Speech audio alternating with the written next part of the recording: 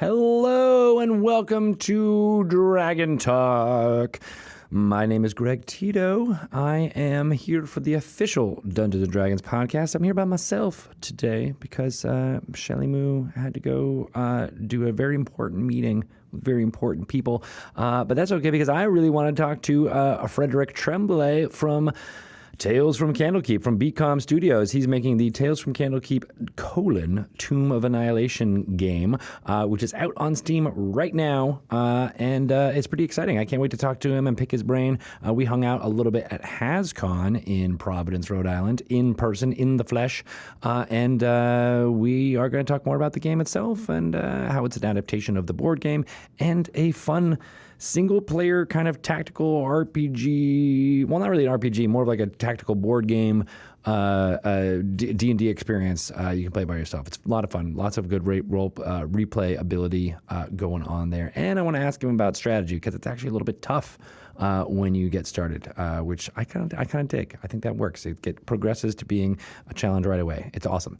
But before that, I'm going to get to some notes and announcements before jumping right into calling. We're going to jump into a segment. Then we're going to jump into calling Mr. Frederic Tremblay. Tomb of Annihilations is out. It's in game stores everywhere. It's on D&D Beyond, Roll20. It's on Fantasy Grounds.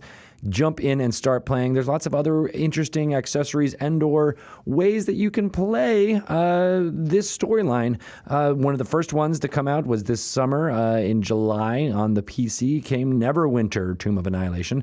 There is an amazing amount of content there. You can go to Port Nyanzaru in the action MMO made by Perfect World and Cryptic Studios. You can also soon, those of you, maybe even when you're listening to this in podcast world, it'll be out already. There's a new expansion coming for Neverwinter called, I believe it's called Sword of Chult, which continues the story of what's happening in the jungles of Chult in Neverwinter. Really good stuff going on there. If you want to find out more, go to playneverwinter.com. You can also jump into Tomb of Annihilation stuff by wearing this amazing hoodie, yes, but then also these accessories here. So there's the Gale Force 9 has made the Tomb of Annihilation DMs screen, which has a bunch of art on it that was made for the campaign, as well as amazing, I keep on using the word amazing, charts on the inside that are good for people going through Chult. So there's stuff on traveling in Chult, treasure drops, treasure tables, Port Nyanzaru encounters, as well as almost 2 full panels on wilderness encounters. And my favorite thing on here that I'll probably be using a lot is the weather die roll here. So you can roll 1d20 and it tells you the temperature, how strong the winds are, and what the precipitation is. I love stuff like that, especially in sandbox things, adventures, because nothing really sells the realness of the simulation of Dungeons & Dragons more than random weather attacking and destroying your party. It's good stuff. There's also a bunch of Tomb of Annihilation minis that you can get from our friends at WizKids, as well as new and I'm going to reach over and get these. I think they're dungeon tiles reincarnated. Wait, no. Yes, no, the Adventure Grid. That's right.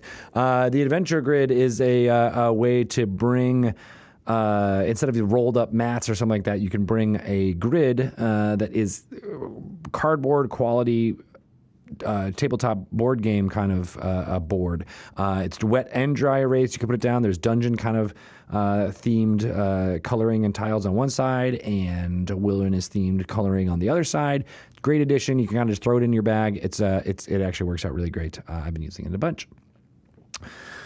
Also, Extra Life may or may not have already been gone by the time you listen to this in podcast form, but that doesn't mean you can't still donate to our cause in raising money for Seattle children's hospitals and children's hospitals across the country.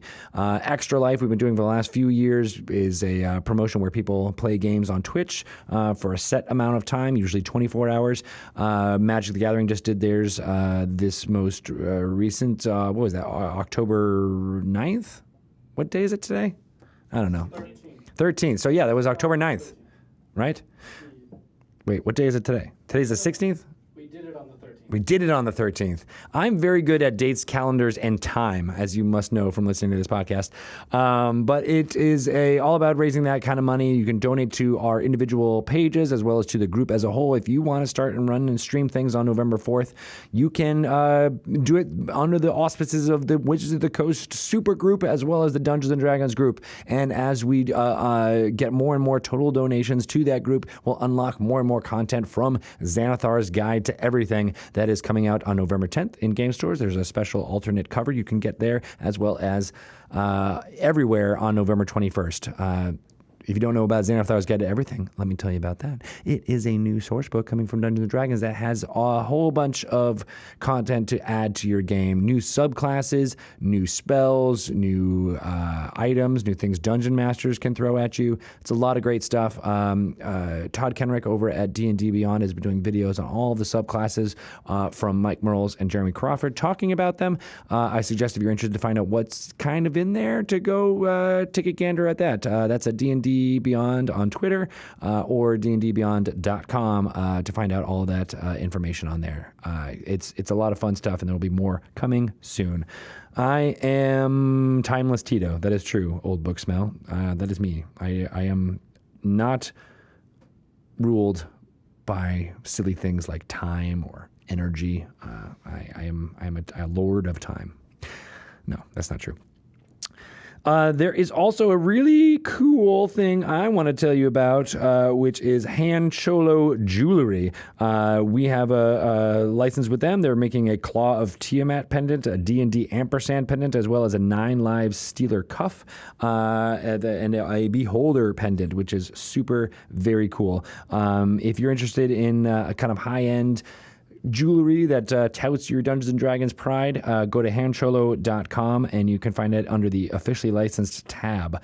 There's also a retro-style D&D snapback trucker hat available on boxlunch.com. I'm not crazy about the trucker hat fad as well as the snapback kind of flat brim hats. I'm much more of a curve your hat type guy, like a Curb Your Enthusiasm, but a curve your hat type guy.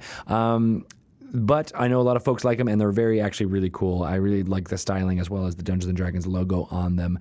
Makes it super interesting for all you folks out there. And as we know from our last interview, there's a lot of young folks who like the Dungeons and the Dragons out there in the world, and we want more young folks doing it.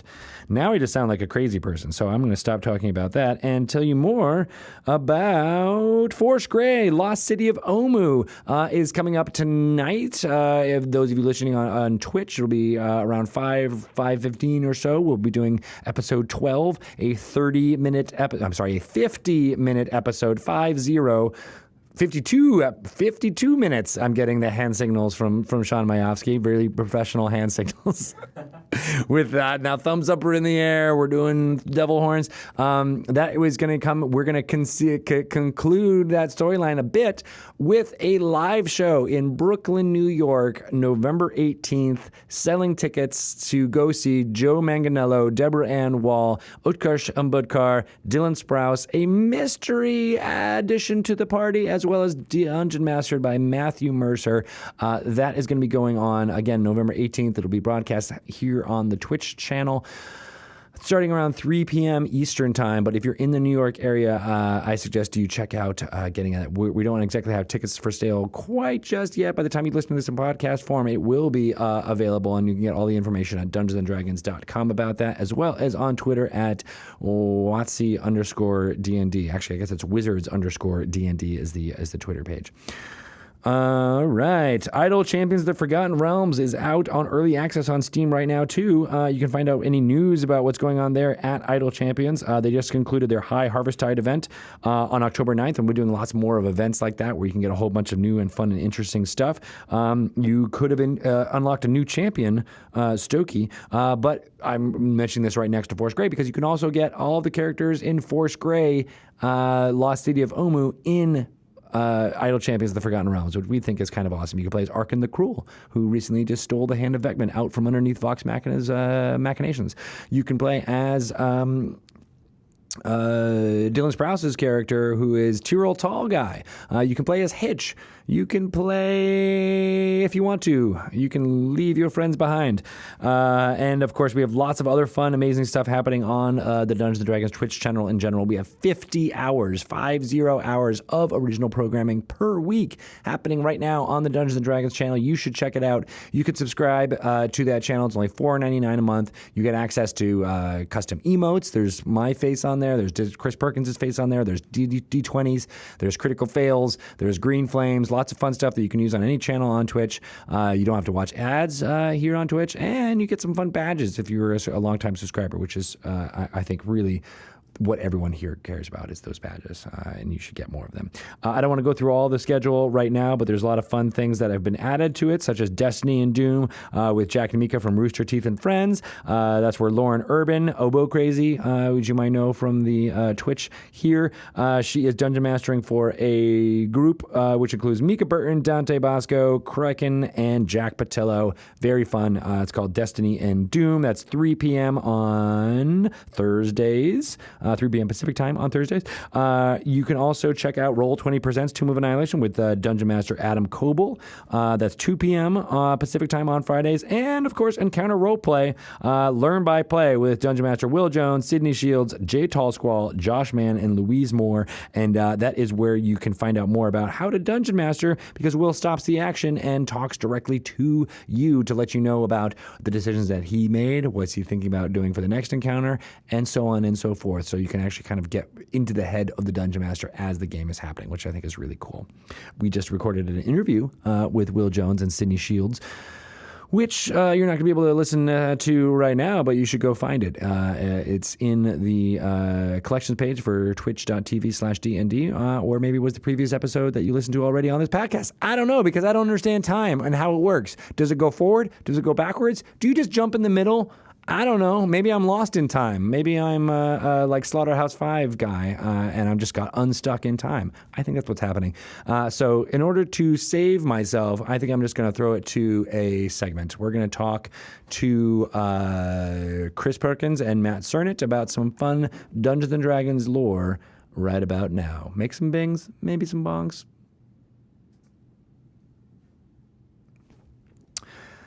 Oh, man. We are getting really good at getting a half hour behind, aren't we? It's like we're good at it. How are you guys in the Twitch going? That was a lot of talking. Thank you. I do need to stay hydrated. Was I getting a little... I'm sorry about that. I am a bad person. Old-timey? What do you mean old-timey? Does that mean I'm old? Are you trying to tell me I'm old? I love you guys. /hate you guys. Yes, I was surprised that I haven't lost my voice either, but it's starting to. It started to. Didn't you hear that a little bit? It's starting to go like a little... Yeah. All right. Well, that's because I'm a professional voice actor, and I've been making it sound more sultry and sexy for all you guys who are still listening here. I know. Spoilers, not Jez. I tried to...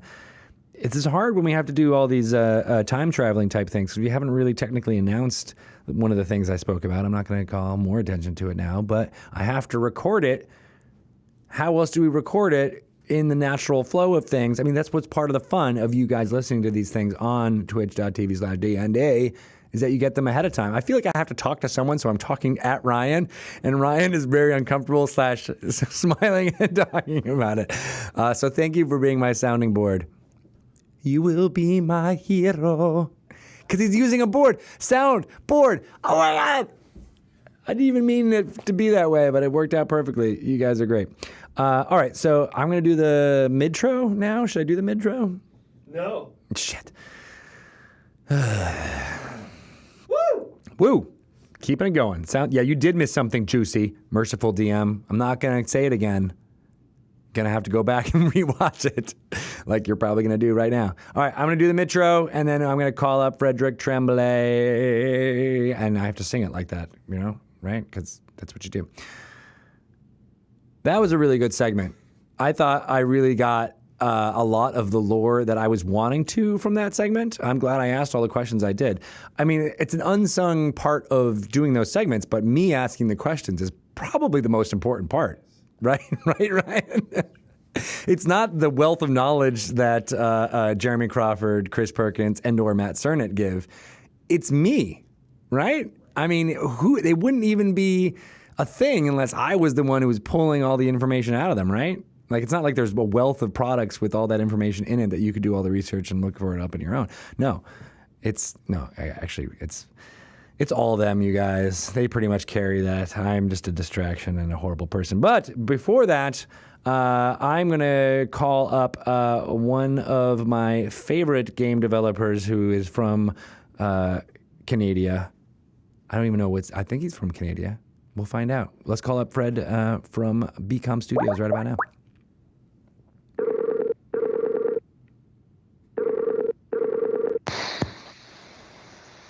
Hello. Hey, you guys can hear me? Yes, we can hear you. How's it going, Fred? Going well, yourself? Good, man. Sorry we're late. It just seems to be. I should have warned you. We're always not masters of time and/or space. No worries, Greg. So No where are you calling in from? I'm calling from home, actually, in my garage. In your garage? Is it raining there? Yeah. I think it just started raining.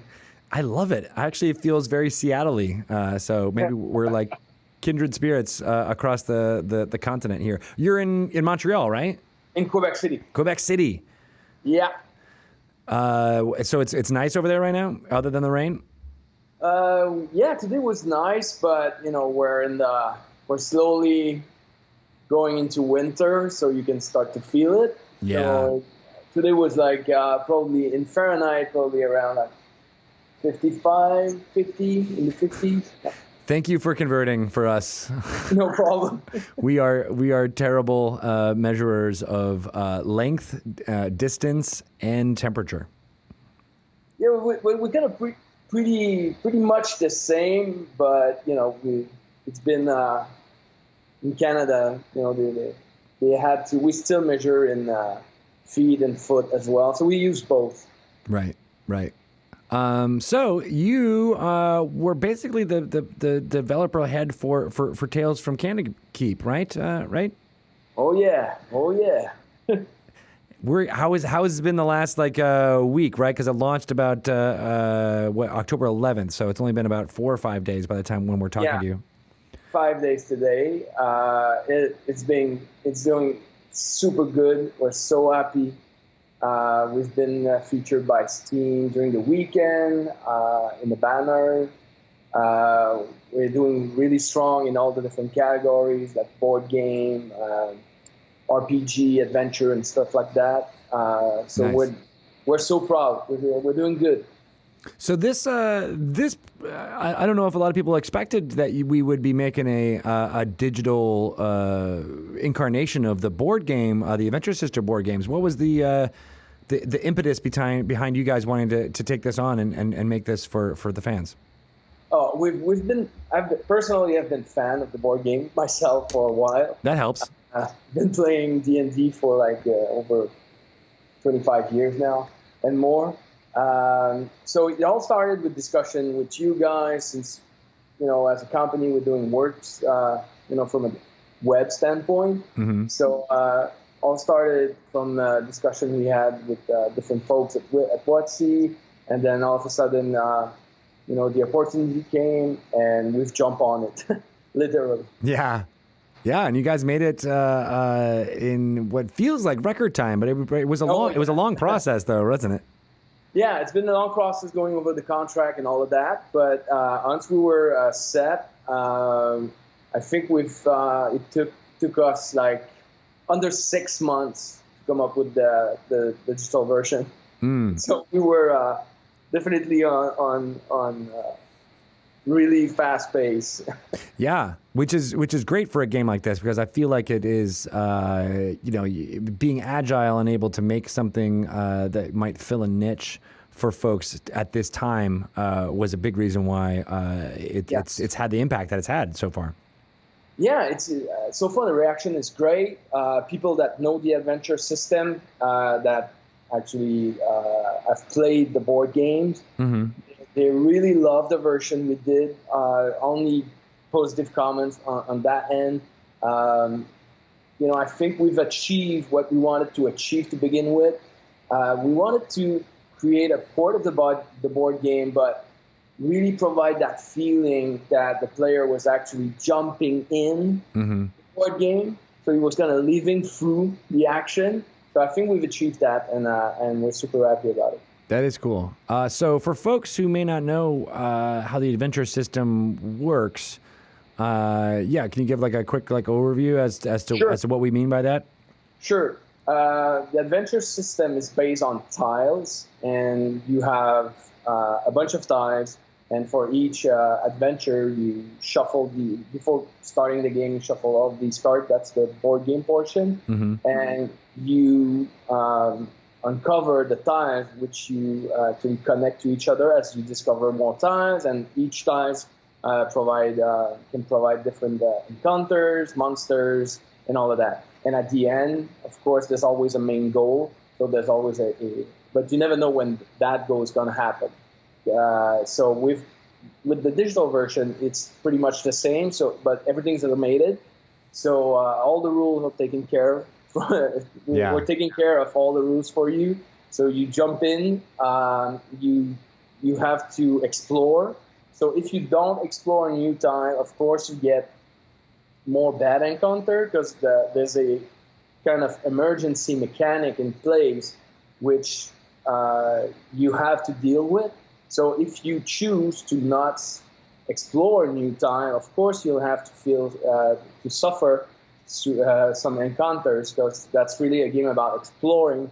So you need to discover more time in order to achieve your end goal, which can be defeat a specific boss or collect different items and stuff like that. So it's based on 4 phases. So you have the hero phase, and during the hero phase you can do 2 things. So it's either do an action. An action can be attack or not trigger. I'm searching for the right word, but when there's a trap, you can disarm. Get rid of it. Yeah. Disarm. You got it. That's all right. If you can't guess, it's English is Fred's second language. Yes, of course. And you know what? Good story is I've learned English. I'm from Quebec, so my first language is French, and I think beginning of the 80s, my cousin got the basic Dungeons and Dragons, the red box. So it was in English by default. So that's when I really started to dig in more into English language and learn a lot. Because I wanted to play, and we started to play, so I had the English dictionary next to me. But after that, I read books, novels, and stuff like that, and that's why now I'm speaking a second language.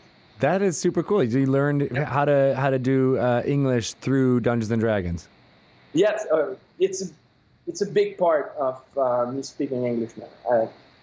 As an adult now. I love it. I'm just going to say it's the entire part of it. You learned all the way how to speak English from Dungeons and Dragons. I'm going to take credit for that.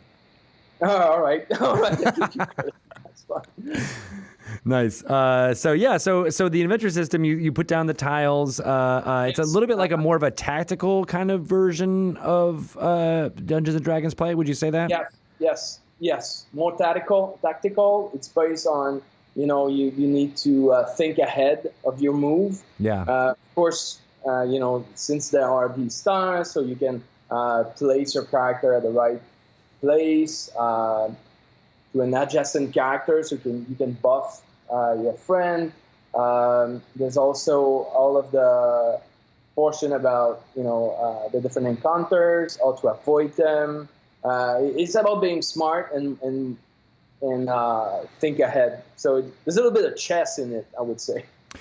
Yeah, a little bit, because but except against playing against another player, you're playing against the rules a bit. Yes. Yeah, so there's not that competitive aspect. No. But it's also really interesting that, the board game you can play by yourself, but the digital version, Tales from Candlekeep, that you guys are making, is really a great way for folks who love that style of tactical play and decision making, as far as what your D&D character or party would do, to experience that kind of play by yourself and go through it and replay all those scenarios.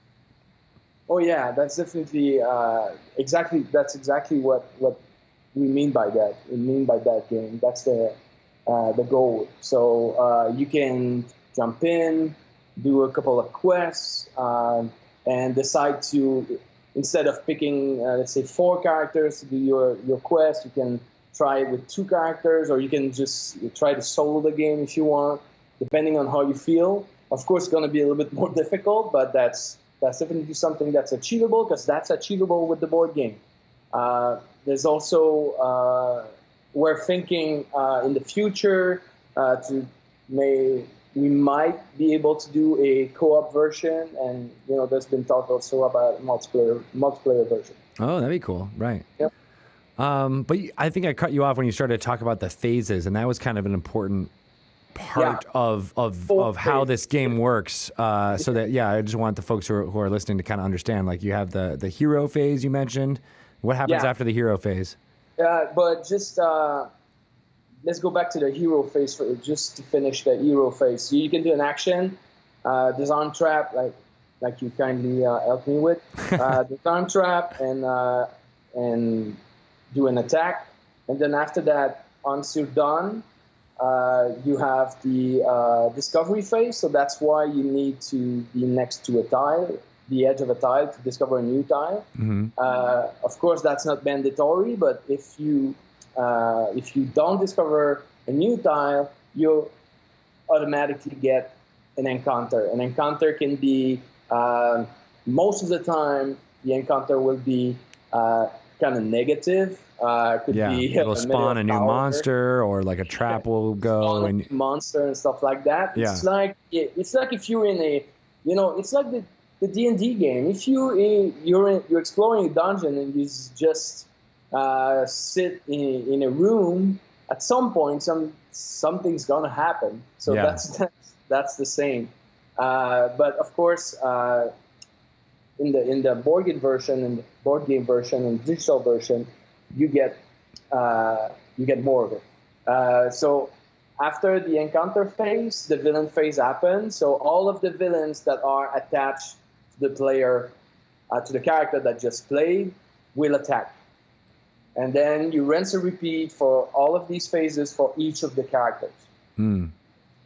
Right. So that's about it. That summarizes the 4 phases. Yeah, and that makes it what I think folks may not get from there if you had never played any of these adventure system games is that when you get to the edge of the map, you put down a new tile, and it may spawn a monster on that tile, and then that is attached to you. So in the physical board game, you would end up controlling that monster, and you follow the rules of what's laid out on their monster card, or how they would react. So they attack the nearest person or whatever. Like there's like a little bit of an AI of how they work. But the cool thing about what Tales from Candlekeep does is that it takes care of all of that for you. So I think you mentioned it. All of it is automatic, and you just have to worry about the fun decisions that you need to make. Exactly. That's greatly said. Everything. Yeah.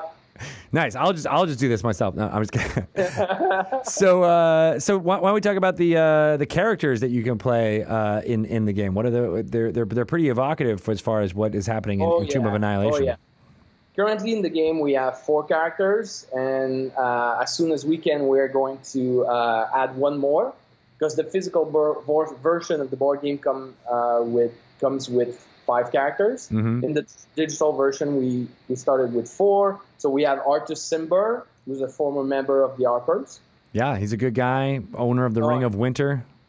Yeah, he's a ranger, and he's really badass. Yeah. So, and he's the owner, of the Ring of Winter. We have talked. I feel like we've talked about him on the Lore You Should Know podcast at least like twice, maybe not 3 times, because he's also in the League of Stalwart Adventurers or something, Order of Stalwart Adventurers. He was a big part of that as well.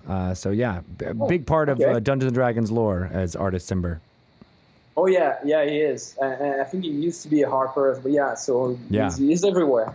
That's right. So next is we have a mage. Her name is Ashara. She's an Aharakokra. Aarakocra. Aarakocra? That's There you go. yeah. Looks like you got it. I think I'm not sure though, but I need to validate that. But I think there's a village of Aarakocra in Seoul. That's right. Yeah, and they're kind of the adversaries of the Terror folk. Yeah. All right. Yeah, that's exactly that. But I don't know if they're native from Seoul. That's what. No, they're not. They're not. I don't think they're. I think they moved there, but they are a big part of it. Right. Yeah, and they're in other parts of the world, but they definitely have a contingent in Schultz. And then Chris Dupuis told me this, and I haven't played a lot with her yet in Tales from Candlekeep, but that she can fly over the traps. Is that true? Yeah, Shara has the power of flying over the traps. Because she's a bird person. A good tip in the game if you want to do a chest run and get lots of treasure chests, because most of the time the treasure chests are surrounded by traps. Yeah. So, we don't make it easy. Using a Shara, you can just fly over the trap and just land right next to the chest and grab the chest. That is great. I'm going to start using that a lot more because the chests are super hard. And also use the fire shield. So this way a Shara kind of transform into a tank as well. Oh, nice. I didn't know that. That's my combo, my favorite combo. That's your combo? Yeah, see, the hard part about the traps and the chests is that the economy of actions is so important. And yes, if you're not attacking a monster or killing a monster off, spending your turn disarming the trap and then opening the chest is like basically 2 turns that you're not killing monsters. And that can be enough to make it really hard.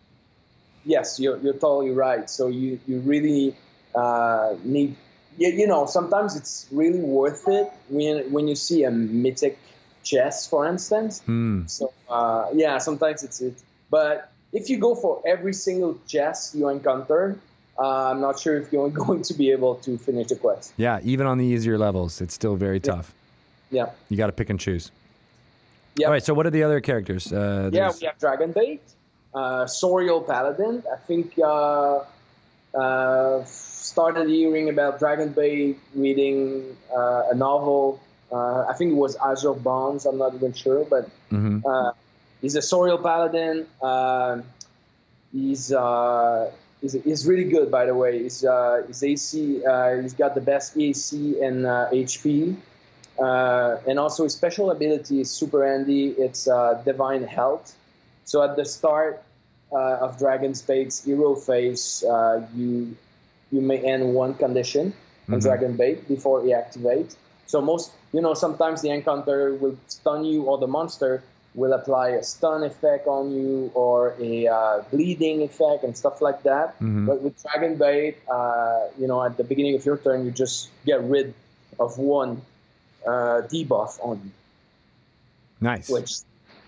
Which is really helpful. Especially in a game like this, which has a lot of debuffs that get on you. Yes. Right. And then we have Birdsong, which is a Tabaxi bard.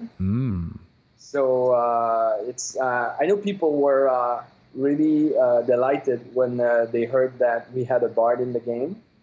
So Birdsong is, of course, she's super agile. She's Tabaxi, so she, of course, got some special ability.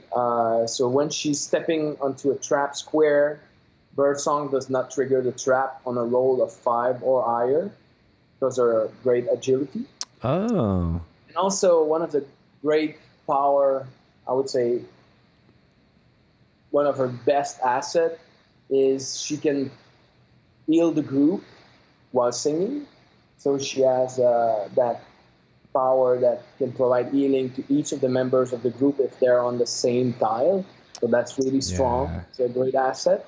And if you bring Birdsong along in your party, you get the chance to get more gold and discover more magical items as well. That makes sense. She's a bard. And the Tabaxi are always searching for shiny things. Yeah, look like she's really good at it, and you definitely need her if you want to. At some point you need to craft, because one aspect of the digital game is that we have a crafting system. That's right. Yeah, that's different from the board game. And we also have another twist. We've added another twist to the game, which is adrenaline.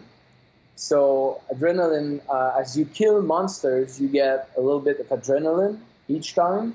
And adrenaline, it helps you out when you want to get rid of encounter. It acts like a dispel magic. We've added that mechanic because, for pacing reason. So at some point, you want to progress a little bit faster when you're playing on digital. So it was a good opportunity for us to have that mechanic. So far, people love it. That can become really helpful when you're fighting boss fights. Yeah, that is a good way to do. You bank up the adrenaline so that you don't have to discover new tiles in order to avoid getting encounter cards, which Spring boss fight, when you don't have that, it's a little bit harder to discover multi and get more enemies on you. For sure. That's definitely something that would suggest. I was trying to defeat the Goralin, and that I had to keep on like trying to explore new tiles while I was doing that, and then all of a sudden there ended up being I was surrounded by folks. And so I mean what people may not get from us talking about that is that it ends up being a pretty difficult game even at the earlier levels and earlier difficulty levels, because you can play at 3 difficulty levels. Is that right? You can play each scenario at 3 levels. Yeah. You can play at normal, hard, and horrific. And there's a progression in the game. You mentioned the crafting, but maybe you can talk a little bit more about that. But like as you get more and more stuff, you can get more and more powerful items, which makes the more difficult power levels that you're playing at, difficulty levels, easier, right? So like it's like you get stronger, so therefore you can tack on more challenges. Yeah, totally. So the first 3 quests in normal mode, we had to tweak them a little bit so the player can just, because usually when you play a board game, you read through the rules and then you start slowly. But in the digital version, we had to create that kind of ramping up. So the 3 first quests are a little bit easier than the board game, just so people can learn all of the different phases, the game sequence, and learn a little bit more about the game itself and the rules. And then after that, it starts for real. So what we've added to the game to help players, because the game is, of course, it's tough. As you master the game, it becomes way easier when you understand all the tricks that you can do and all the rules. Mm-hmm. So it flows way more easily. But of course, when you start, it can look really tough. Yeah. But so far people loved it, and even if we're saying, hey, we can tweak that, make it more easy, we're getting other people saying, no, don't do anything. So right. Look like they like it that way. Well, it's less about making it easier and more giving folks a chance to learn the mechanics. Yes. Obviously the tutorial does a really great job at that, like the tutorial quest. But if you're unfamiliar, I mean, I came in already knowing how to play the adventure system game, so it was not much of a curve to learn how to do this digitally. But for folks who are not familiar with either the board game or this kind of style of video game, I feel like you need to just introduce new challenges slowly, so that people don't feel like, oh, I'm just being onslaught right away. Yeah, we've provided that curve, so I think it's looking good so far. Crafting. Let's go back to crafting. Yeah, let's go back to crafting. Crafting, the way it works in the game is when you get all of these chests, we wanted to provide the players with a way to customize their character a little bit, so they feel like they're empowered to do something with their characters, mm-hmm. And make them the way they like. So what we've added is as you progress into the different quests, you get rewards, and of course when you pick up chests, you get different rewards, and all of these rewards are associated to crafting material. So it could be leather, it could be diamonds, gems, and metals, wood, etc., different kind. and they also have they can be common, uncommon, rare, very rare, and legendary. And with these material, you can craft main weapon, secondary weapon, armors, accessories to your character, and add them to your character. So the way it works is, secondary weapon are associated with daily powers. So they had +1, +2, +3, up to +5. Same for main weapons. Main weapons add +1 to 5 to at will powers. Also armor, of course, add +1 to 5 to armor class and points.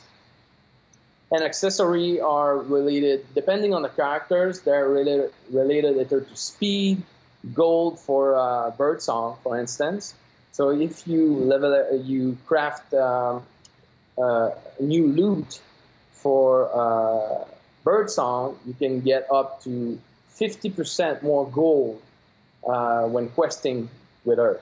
So that's really something you guys need to know. Yeah, that is good. I didn't even realize that. Yeah, and these are tweaked because these are different from from the crafting system. Were really differing from the board game version. Right, and that was introduced in a way to continue replaying after. So there's like 12 scenarios in the board game. Is that right? I think yes, 12 or 13. And you guys have all those. Oh yeah, we have up to I think we're over 30 quests total. Right, because we have also side quests, right? And we have the main quest, which I think we have 1, 2, 3. Yeah, that looked like 13 to me. That's amazing. All right, so you can play all of that content, which is not necessarily in the board game itself, at all 3 of the difficulty levels. So they almost become like, that number 30 times 3, 90 different kind of progression that you can go up for it. So that was, I assume that was all designed for replayability, so that people could continue to play as long as they wanted. Yes, it is definitely. So far, we've had people play the game through in normal mode. It takes around, the average is 20 hours just for one run. Let's say you complete all quests once. It's the average is in between 20 hours and 24 hours. Mm-hmm. So that's just normal mode. And then after that, you can go back and try at art and horrific. Currently, I did them all in all of the modes. I'm still struggling with the last quest. Yeah. At horrific, it's pretty tough. It's pretty tough, and I've played like over 100 hours. Oh my gosh, something to aspire to, right? Yeah. Very cool. A couple of things I just want to mention. We'll probably end up cutting this out of the podcast itself. But if you're here for Forest Grey, Lost City of Omu, we'll be starting in just a couple minutes. We're talking now to Fred Tremblay from Beatcom Studio about Tales from Candlekeep, Tomb of Annihilation, which is out on Steam right now. I just want to say thanks to Wolfbane4 for subbing in the chat. Thank you, dude. 3 months. I can't believe it. It has gone by super fast. And not Jez, you say make a D&D adventure system game that can be played over a campaign system with a multi-session narrative. I want to say Tomb of Annihilation kind of does that, right? There's definitely like a progression. You can level up, and then the one before this, Temple of Elemental Evil, also had that kind of progression where the story goes over time and kind of tries to model what a campaign would be. I don't think it's as robust as you might be thinking, but it's kind of there, right, Fred? Yeah, it's kind of there. And also there are plans. Yeah, you level up as a player. Mm-hmm. So that's definitely something that we should mention. Yeah. So instead of leveling up the characters like in the board game, you can level up once per game. So starting from, I don't know, level 1 to 2. Yeah. But in the digital version, instead of leveling up the characters, we've added the crafting system. But also we have a level system for the player. So what I mean by the player is the person playing the game right. levels up, So this way you get access to more characters. So you start only with one, and then after that you unlock the second one, third one, fourth one. You also, each time you level up, you get crafting material and rewards. So that really provides, and it's infinite.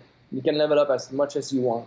Wow. Each time you get a crafting material, and there are specific levels where you get, instead of getting a common chest, you can get a super rare chest. So that's, and you can always see what you're going to get next. So that's an incentive to play more. Nice. And also thinking about, you never know what the future is gonna provide you with, but we would love to do all of the previous title, so we can link them all together, like Legends and Dritz and Wrath of Ashralon and all of these great titles. Oh wow! So you want to do the other adventure system games in this framework? Yeah, that's definitely something that we'd love to do. The game looks like it's going to be a success. We'll give it a little bit more time, and then after that, we'll definitely start thinking about what's next. That is super cool. So you could do, Castle Ravenloft and all of them. Yeah, Temple of Elemental Evil was the other. So yeah, this is the 5th adventure system game that's available. So yeah, if you could tie them all together, that'd be crazy. Lots of material to work with. Yeah, for real. Yeah, and you can play. Yeah, let's say you love Dritz Duorden. You can play Dritz in Tomb of Horror and play Arthas Cimber in Temple of Elemental Evil. Right. Oh yeah, that'd be really cool to be able to pull the player or the characters from each one of those and play them in different, as well as just and mix them together. Even just having like a randomizer, like having like, all right, just do a random scenario with a random tiles, random monsters, random heroes. Like that'd be super fun too. Yeah. Yeah. All right, great. Well, guys, you got to go out there and buy this game, make it a success, and we'll add more stuff to it for sure. Oh yeah, that's for sure. So far, so good. Oh, we really do appreciate if ever you buy the game. It's actually currently we have a 15% off, and comes at, I think it's like 13 something. Oh wow, really? Great. I didn't realize it's on sale right now. Affordable, and leave us a good review. Sure. Or a bad one, if that's what you really think. But don't do that, because if that's really what you think, please do, because we're listening. Our community hub is super active. We keep listening to you guys, and if there are fixes that needs to be done, we're super quick. We already did 2 patches. The game is super stable. We don't have any complaints on that point. Right. But still making some tweaks here and there and adjustment as per your request, actually, and the feedback we're getting. Oh, that's smart. Yeah, so you're listening to the fans, just like we did with the 5th edition playtest. Exactly. D&D Next. That makes total sense. You know what's cool about that too is that with you having this be a board game in digital form, you can change things up way more easier than you can with a physical game, right? Oh yeah, that's definitely something we wanna put forward. The board game, at some points you have to print everything, but with the digital version, we can always update, super easily. Yeah. Add new quests, add things like that. That might be fun too. Interesting. All right, cool. Well, it sounds like you guys got a lot of hopes and plans for this system. I think it is a great out of the gate right now, and I hope people will start checking it out. I mean, it's only been out a week or so, less than a week, really. So the buzz has been totally good, and I hope more people check it out. I hope so. Where can people find out? Where can people find out about the game, what you're doing? The game's on Steam. So if you go on the Steam store, we're currently on the front page in the new release. You can see us there, Tomb of Annihilation. Tales from Candle Keep, Tomb of Annihilation. You see the D&D logo. We have a website, which is talesfromcandlekeep.com. And also on Facebook, same thing. So you can go and look our Facebook page. We're super active. We do a lot of giveaways there, and also, of course, YouTube, and we're also we're on We're also on Twitch, and I think you guys are hosting us. I'm not sure, next Thursday, and I think tomorrow there's going to be a Twitch with Chris Dupuis from Wizard. That's right. Yeah. Yeah. So you'll hear more about the game there. So yeah, that's tomorrow, the 17th, at 2 p.m. Pacific time. Chris Dupuis will be talking with Bart Carroll, doing a demonstration of the game itself, and you guys have been doing demonstrations with you and is it Sophie? Yeah, Sophie. Yep. Yeah. So yeah, look for those. And you're right. We have been hosting them here. I think we did them on Thursday, and you might be doing it on Friday at 5 p.m. today. This week. On Friday for sure. Yeah. So what's the Twitch channel? Is it? It's Tales from Candle Keep. It's Tales from Candle Keep too. I like how you guys kept that through all the way. Yeah. Makes perfect sense. And with us, we just did a lore you should know on Candle Keep in general, so you guys know why you picked that name. It's everybody knows all about little bits of lore in the Forgotten Realms. They would go to Candle Keep to find it, and it's a good hub for these adventure system games, which are 4th edition kind of rules with Tomb of Annihilation, as well as Castle Ravenloft, Legend of Driss, Wrath of Ashardalon, which is as far as I know, I don't think it's even in any of the D&D multiverse universes, as well as the Legend of Driss itself. So yeah, it's fun. It comes from all over, right? Yep. Yeah, that's definitely. Yeah, Tales from Candle Keep is a great name. The stories are coming from all over, like you said. So I think that's definitely something that matches the spirit. Right. Cool. Wolfos in the chat. It's at we just were talking about where you can find it, but talesfromcandlekeep.com. You can find out the best, but it's also on Steam. Just search for Tales from Candlekeep. Might be the best way to find it there. All right. Well, cool. Thanks so much, Fred, for calling in. Thankful for the rain to give this nice little soothing background for this conversation. It ended up being perfect. Yeah, sorry about that. Yeah. You're the best. I loved it. Actually, no, people in the chat were really excited about it too. So it was good stuff. And yeah, we'll be checking in with you over the course of the next few months, I'm sure, on how this game is doing and what you guys got coming down the pipe. Thank you, Greg. All right, take it easy. All right, have a good one. All right, bye, Fred. I love that Fred. He's a good guy. I hung out with him in Providence for HasCon, and yeah, good people. And really passionate about Dungeons and Dragons. Loves the game. Oh, I didn't even really get to pick his brain too much, other than the fact that he used Dungeons and Dragons to learn how to speak English, about his experiences. But he's been playing for a long time, and really loves it. So yes, he is French Greg. We'll call him that from now on. So yeah, you heard it. He's going to be doing more demos of this on our Twitch channel, twitch.tv/DND. If you're listening to this on the podcast, there is lots of great content there, including board game stuff, video game stuff, and of course Dungeons and Dragons lore and deep dives into all kinds of fun things, including live play. So go check that out. We record Dragon Talk Lives on Monday. Dragon Talk Lives. Dragon Talk lives. It's Monday, 2 p.m. Pacific time, between 2 and 5 p.m. generally, before we throw it to Forest Grey, Lost City, Omu, which I'm about to do right about now for those of you who are tuning in for that. All right, I am Greg Tito. You can follow me at Greg Tito on Twitter. I also love to talk about Dungeons & Dragons at Wizards_DND. Or you can find out anything about Dungeons & Dragons at dungeonsanddragons.com or dragonmag.com. And you'll find out all the amazing things that are going on in this world. I've been talking about this stuff for about 3 hours now. I think I'm done, Ryan. I think we're going to close this mother out. You guys are the best. Again, we got lots of fun things going on here on the Twitch channel. We will continue to be throwing it to you as it's going on. But that's it for this episode of Dragon Talk. And we're going to say goodbye to that. But then we're also still going to talk to you guys.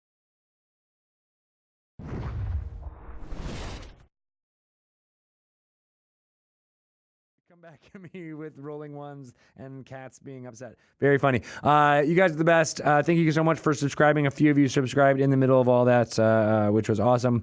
We love all of the subs and the follows, and I'm very excited for Force Grey, La City of Omu, episode 12, to be coming. It's 50 minutes, 52 minutes, as Sean told me before we started this whole shebang.